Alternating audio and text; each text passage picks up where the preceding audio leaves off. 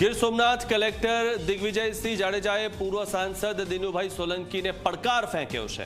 મારું જે ગેરકાયદે હોય તો તેનું જે થાય તે કરી લેવાની દિનુભાઈ સોલંકીએ કલેક્ટરને ખુલ્લી ધમકી આપી છે। જાહેર સભામાં જિલ્લા એસપી મનોહરસિંહ જાડેજા તથા પોલીસના ભરપૂર વખાણ કરતા જોવા મળ્યા હતા દિનુભાઈ સોલંકી।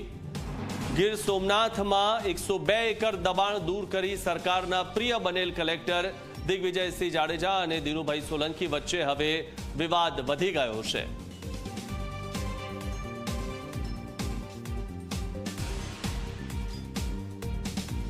તારી 7 પેઢી આવે ને 7 પેઢી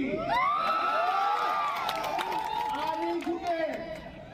હું મારું જીવન ન્યોછાવર કરતો જ્યાં સુધી તને ભ્રષ્ટાચારી સાબિત ન કરી દઉં ત્યાં સુધી મારા જીવનના અંતિમ સમય સુધી તારી સામે હું લડાઈમાં રહેવાનો। મને ખબર છે કે તું 2005 મહિનામાં 6 મહિનામાં રિટાયર થઈ જા એ પછી પણ મારી લડાઈ હું તારી સાથે છોડીશ નહીં।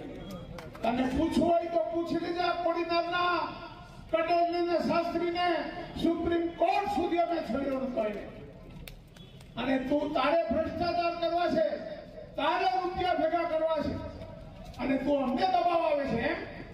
મારું જેટલું પણ ગેરકાયદેસર હોય ને એટલું તું તારે પાડી નાખ એટલે તારે બધું કાયદેસર થાય। મારા છોકરાને પછી શાંતિ પાડી નાખ, જેટલું એટલું કાઢી નાખ। મારા બાપાએ મને ખૂબ આપ્યું છે।